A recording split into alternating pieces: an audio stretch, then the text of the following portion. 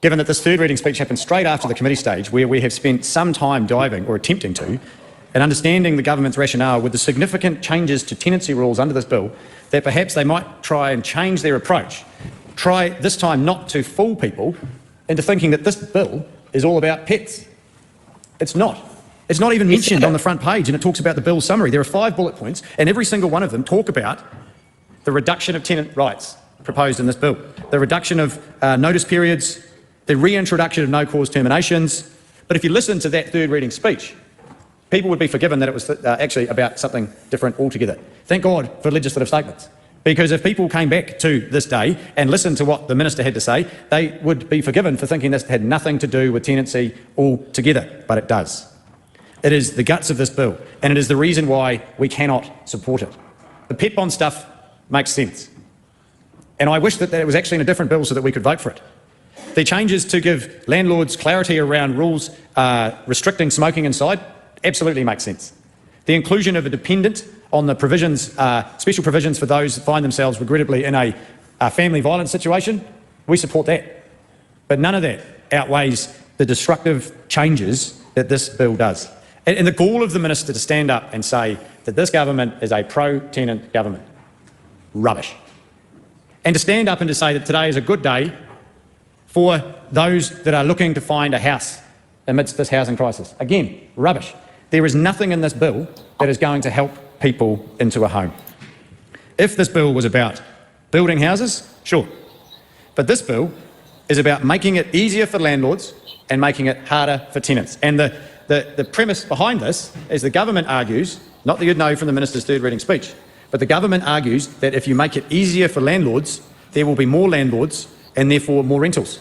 But it is a flawed logic in the context of the current housing situation in this country. When the government has essentially ended new builds for Kaingaroa post 2026 and has significantly reduced funding for community housing providers and has tightened up the criteria for entry into emergency housing to the extent that during Scrutiny Week MHUD said that this is playing a part in increasing levels of homelessness, and now we have this. All of those things are government's decisions. And then to top it off, the government's solution to this is to make it easier for landlords to kick tenants out. Now, even if their argument was right, that these changes would increase more landlords or incentivise more landlords into the market, if the government isn't incentivising house builds through Kaingaroa or community housing or other means, what that means is that first home buyers will be locked out of the market.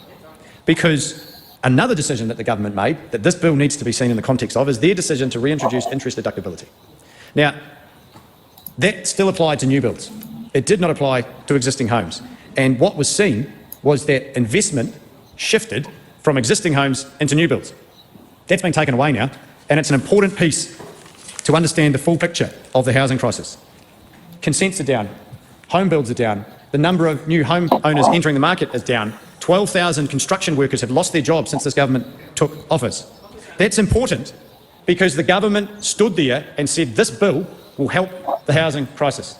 The only way it will do that is to incentivise new landlords entering the market. They're not entering the market by building homes. So they are competing with potential first home buyers on existing homes. And that drives house prices up. We know it does. It's done it in the past, and we're set to make the same mistakes as a country. And I find that really sad. Because when the Minister Bishop, stands up and says he wants to solve the housing crisis, I actually believe him. The problem is that the policies that he is introducing to this Parliament don't back that up. And so if we accept the government's rationale that these changes will mean more landlords in the market, that means that there will be fewer first home buyers, prices go up, landlords pay more for houses, they need higher rents to reap their investment back. This is bad news. All for what? Why? Why is this the priority? Of all the things that the government could do to address the lack of rentals in this country, they've chosen to make it easier for landlords to kick tenants out without showing any evidence at all that there was actually a problem. If the government came to the House and demonstrated clear data to show that the changes that were made to tenancy laws by the previous government were actually stopping people finding rentals, then they might have a case. But we pleaded with them during the committee stage to show us that evidence. Point us towards a source. Point us to any sort of data set. They couldn't do it because this won't do what they said it would do. It does some good things.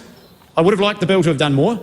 I think it is actually a shame that the Minister didn't accept my amendment put forward at the committee stage to make those greyhounds that are coming out of the industry as a result of the pending ban to be exempt from the pet bond for 4 years. And the flip side of that was that a landlord would have been able to claim 2 weeks more rent than what they are currently allowed to if there are damages.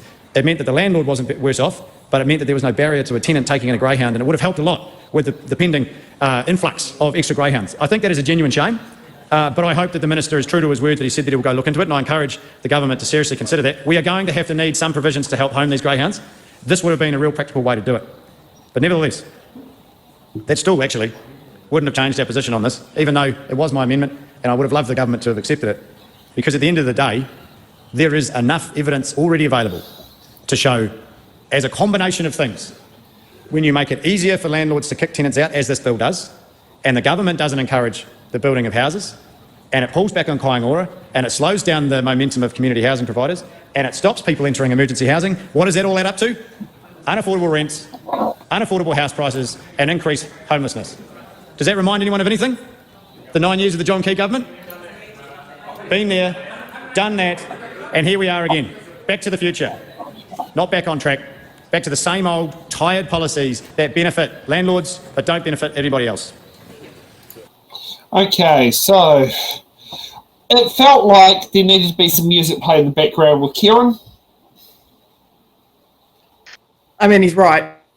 Yeah, it's kind of funny though, because like, the part for me, right, is like, where was this labor the last 3 years? You know, like there was so much stuff. Kieran in particular alienated so many people during that horrible interview he did with Jack Tame, discussing the whole Three Waters thing, right? Like, we needed that like infrastructure reform, and instead the government got so hung up on this legitimately contestable aspect of interpreting like a severe constitutional question that needs to be answered in New Zealand around like whether or not the treaty establishes a partnership or a union. I think there is legitimacy to both arguments. But there was this arrogance from Kieran in particular that there's only one legitimate view around the treaty, which is like not supported even by like top Māori like historical minds like Sir Apita Ngata, who was like very firm in what he understood the treaty to mean and be, and the way that it established a union, right, rather than a partnership. And that insistence on there being a one legitimate view that then ultimately undermined the entire water infrastructure project altogether, which is so utterly disappointing. Like, why the hell did Labour choose to make that thing their hill to die on when you have so many extremely real political and material pressures that are impacting people every single day, like all people, right?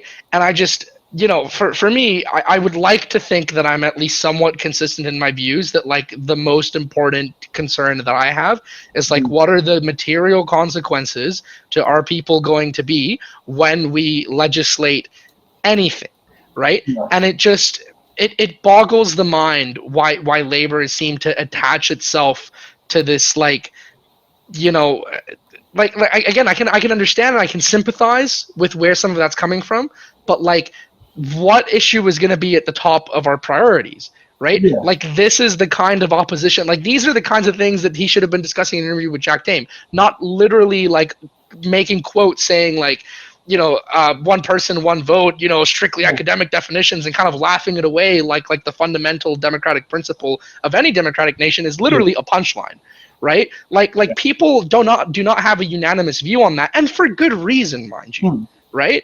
Like, and that's not even me like entirely discrediting like where he's coming from and all that, but it's like that's the primary reason why Labour lost so violently. And like now in opposition, they're trying to like recollect. I'm so disappointed by the Labour Party's inability to perform and actually deliver. And that's not an endorsement of National. I hate it when that happens too. Like, just, you know, I would hope to think that the viewers here like have it enough brains. But I just sometimes I talk about this on my page. You know, they would sit there. They're not as they're not as stupid as say the American approach of, well, if you criticise the Democrats, you must be supporting the Republicans and vice versa, which is not that's right. at all like, and I mean, that was even in Wellington with the way how people voted, how the fact that in Wellington, they voted in 2 Green MPs to give the screw you to Labour instead of National MPs. So in an emergency, smash the box that releases this version of Labour. That's what this Labour Party must have done. Yeah. Where was this Labour Party? I think they were in the emergency box.